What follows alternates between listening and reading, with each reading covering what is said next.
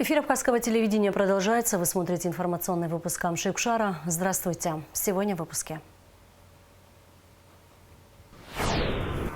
В Сухуме стартовал очный этап конкурса «Гостеприимная Абхазия».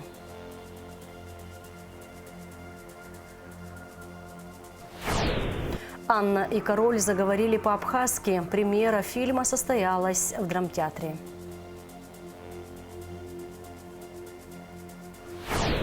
Подведены итоги конкурса «Знания лектор» в Абхазии.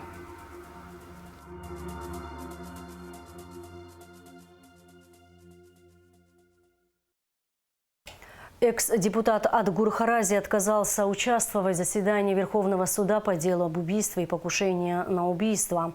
Харази, задержанный в июне текущего года, содержится в СИЗО МВД Абхазии. Отказ не связан с состоянием здоровья.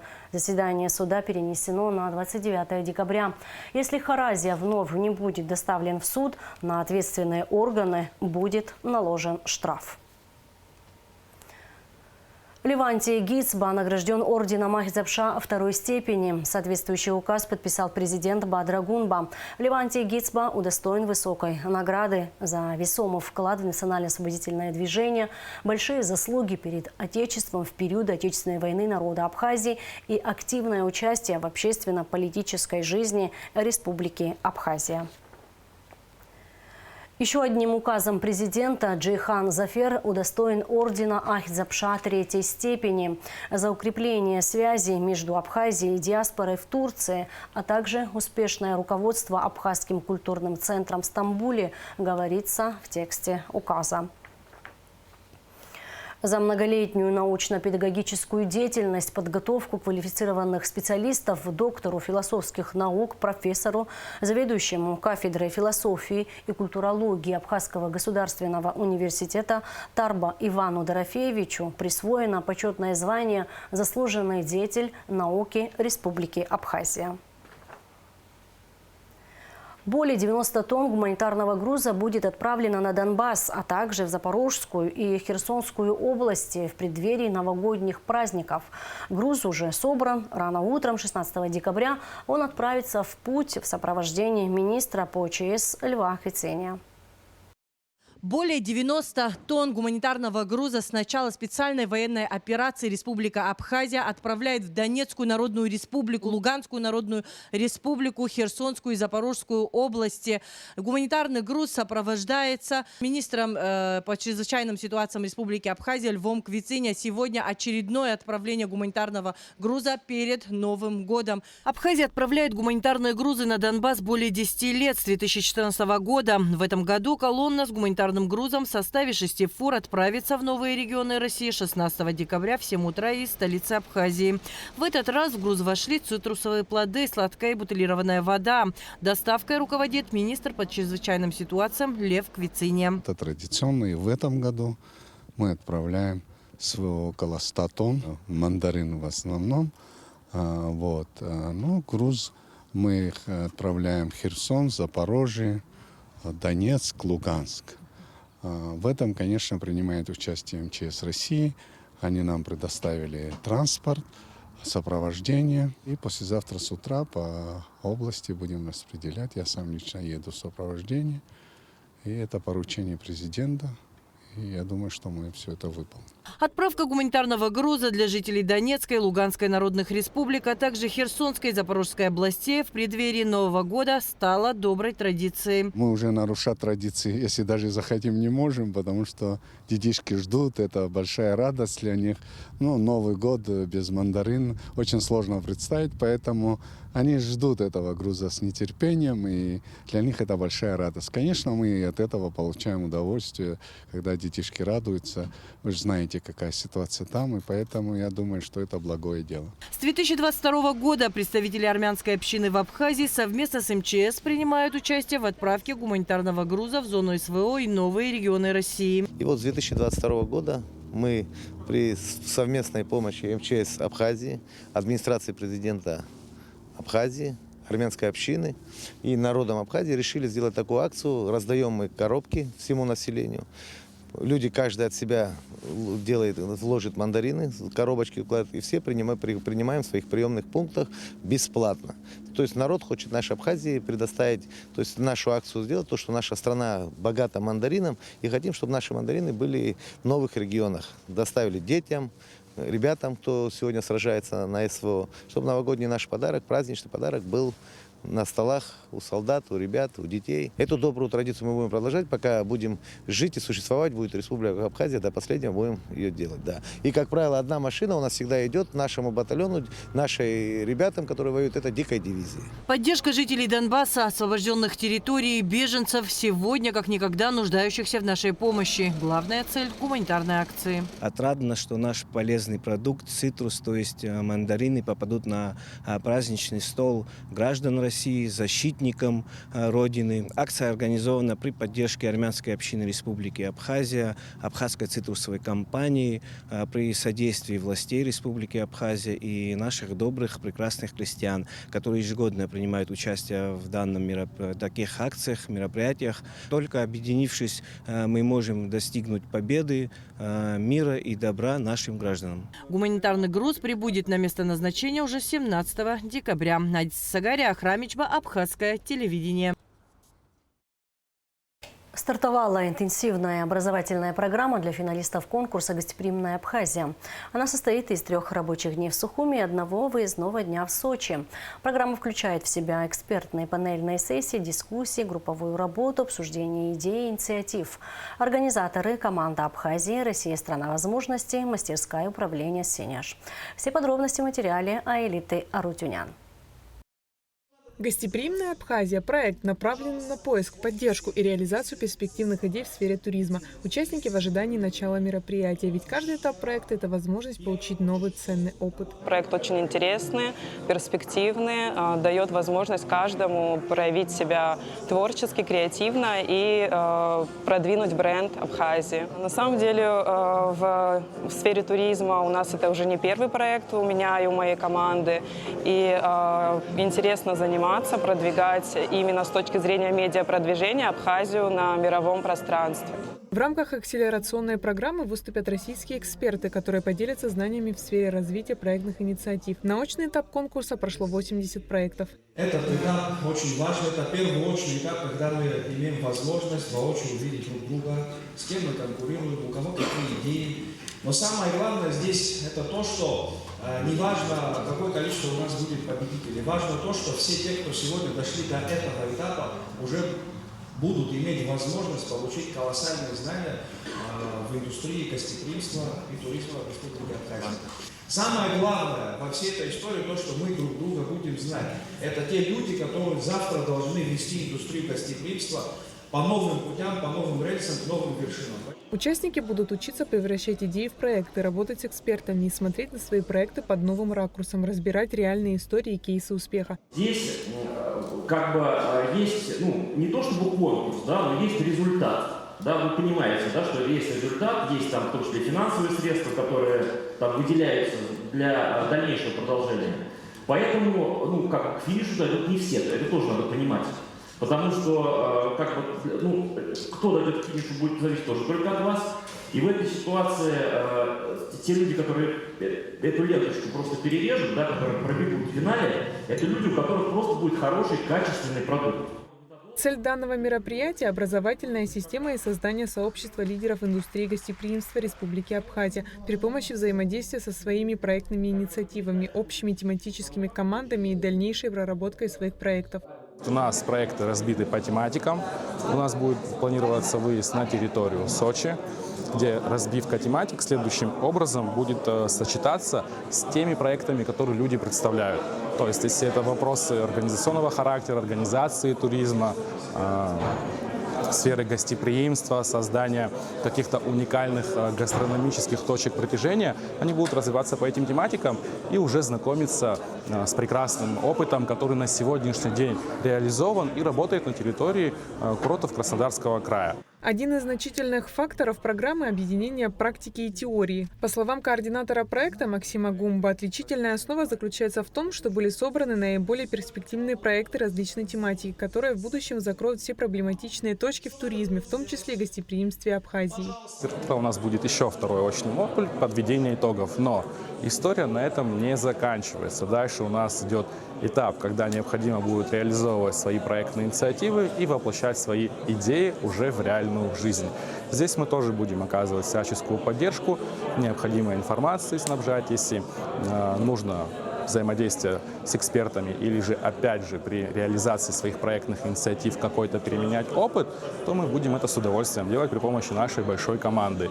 Восточная Абхазия обладает большим потенциалом для развития туризма и гостеприимства, однако в силу определенных обстоятельств пока что она выпадает из общего сегмента. Подобные проекты направлены на выработку общей концепции развития туризма на всей территории республики. Безусловно, много факторов, которые способствуют и быстрое прохождение границы. Напоминаем, мы говорим про норму до 20 минут, и она соблюдается. Это запуски новых автобусных сообщений, это, конечно же, железнодорожное сообщение, открытие аэропорта Сухум. Здесь рейсы не только из Москвы и Санкт-Петербурга, но запланированы рейсы из Перми, из Ханты-Мансийска на 2026 год.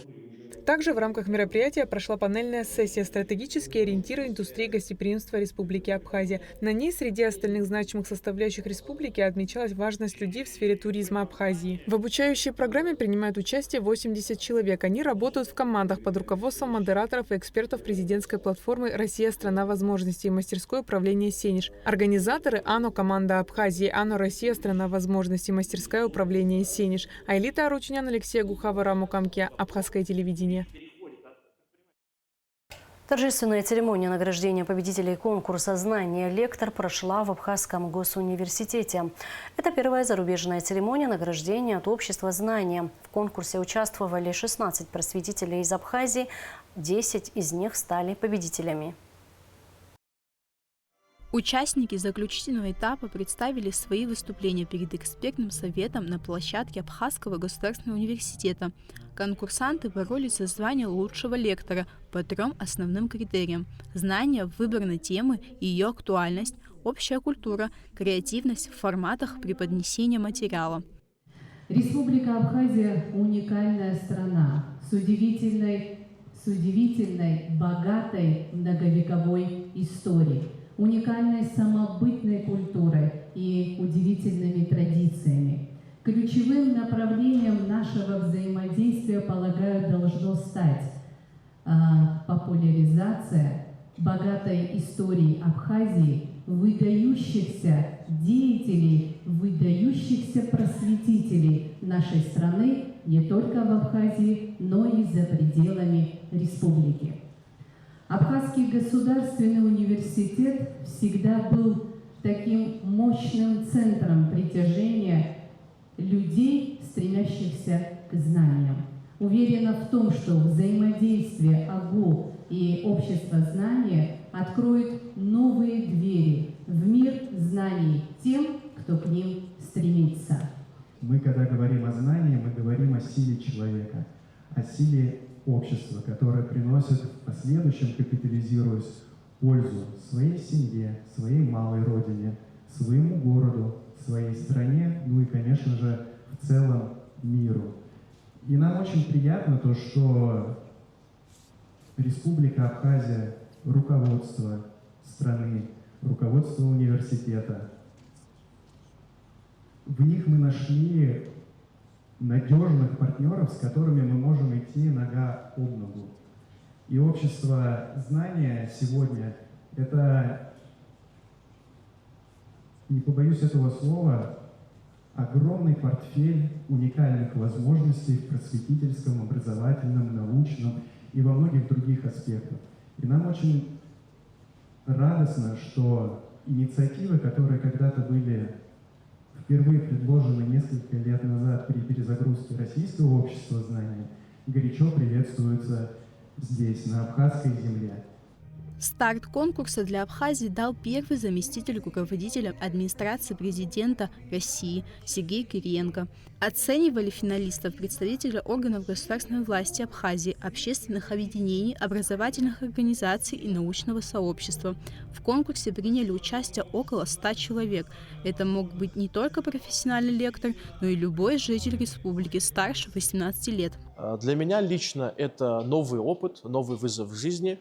Кроме того, есть такой немножко семейный элемент. Дело в том, что мой дед, заслуженный работник культуры Абхазской ССР, Алексей Абасович Хагба, в советское время был членом общества знания.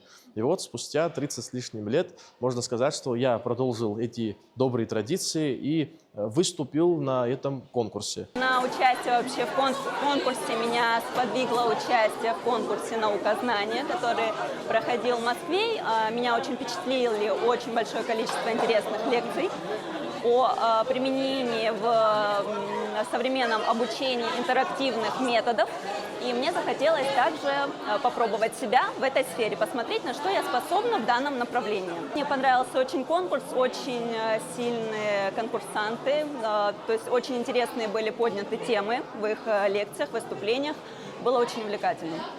Имена первых в истории конкурса «Знания лектор» победителей в Абхазии были объявлены на торжественной церемонии и награждения. 10 человек – Линда Ампар, Игорь Басов, Анетта Боганба, Асида Гумба, Анна Гуня, Астанда Киут, Инал Тужба, Ефрем Хагба, Лиана Хагба и Инал Хагмаков стали победителями и получили наградной клуб «Знания лектор», а также технику для просветительской деятельности. В завершении для участников мероприятия был организован небольшой концерт. Яна Шакая, Камила Джопа, Абхазское телевидение.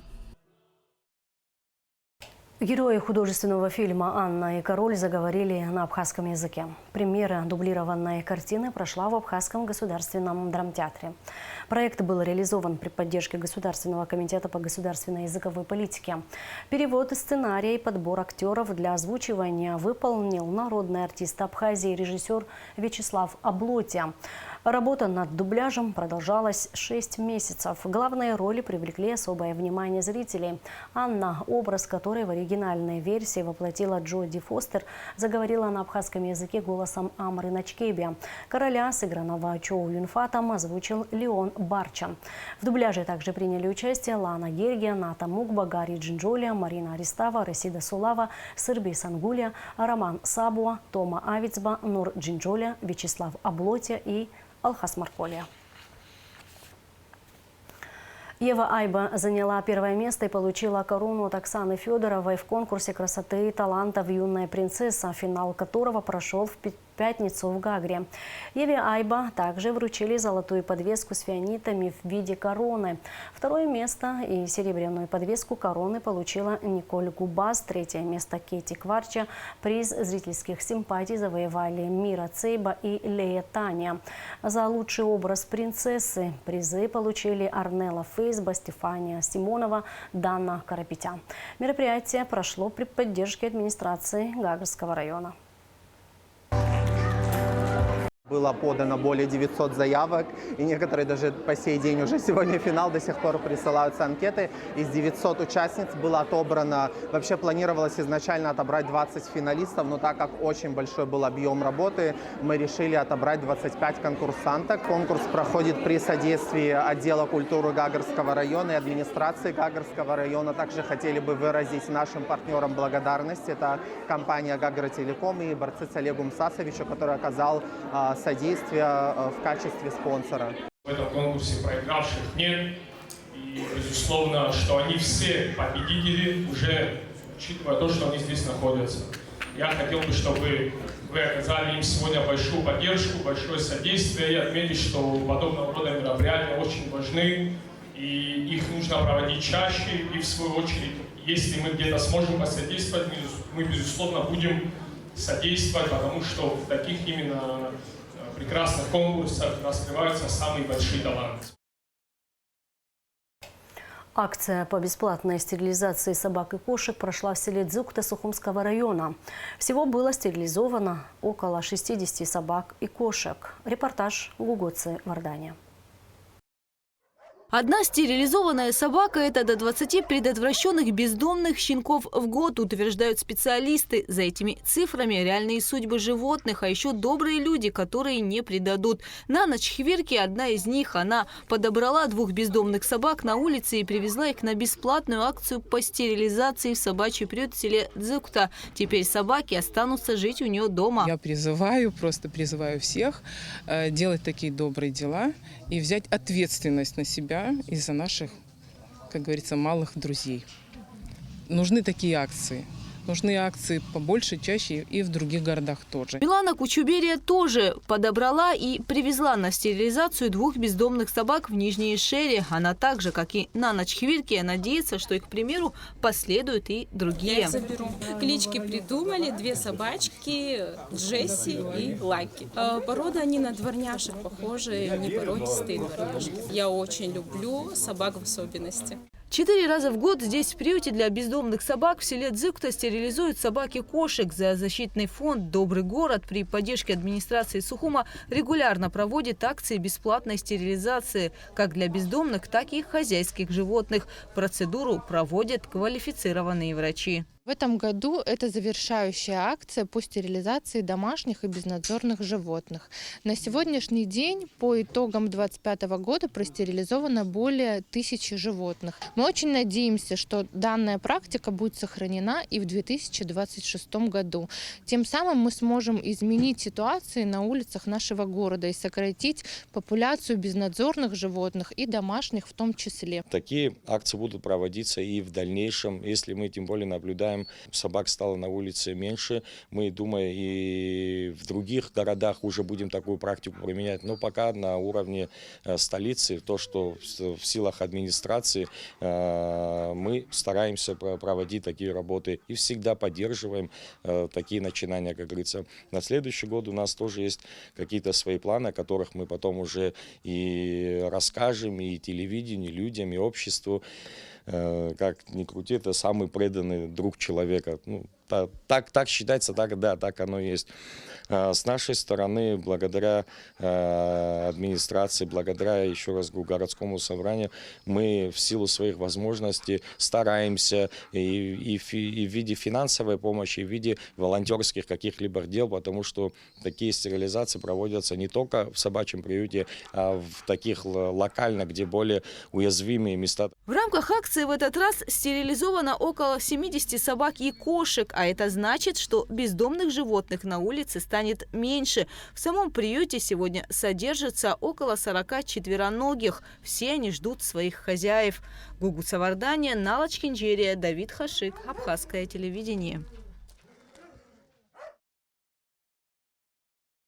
Дорогу на Ауатхару из-за снегопада и гололеда закроют в понедельник вечером, 15 декабря. Уже несколько дней спасательные бригады работают на пределе, вывозят людей, буксируют машины, которые застряли на сложных участках, сообщил Апснепресс директор Рицинского реликтового национального парка Адамур Багателя. Толщина снежного покрова в районе Ауатхары достигает 25-30 сантиметров. По словам Багателя, туристы и местные жители по-прежнему могут посещать озеро Рица. Но для этого автомобиль обязательно должен быть оснащен зимней резиной. Движение на перекрестке улиц Басария и Агума в Сухуме перекроют во вторник, 16 декабря. Проезд будет закрыт с 9 до 18 часов. Ограничения связаны с ремонтными работами на этом участке, сообщает пресс-служба столичной администрации. А сейчас расскажем о погоде в ближайшие сутки. По сообщению Гидрометцентра, 16 декабря в Абхазии ожидается облачная с прояснениями погода, дождь, местами возможен туман, в предгорьях и горах снег. Температура воздуха ночью 0 плюс 5, днем плюс 3, 8 градусов. Температура морской воды плюс 14. На этом наш выпуск завершен. Всего вам доброго. До встречи в эфире.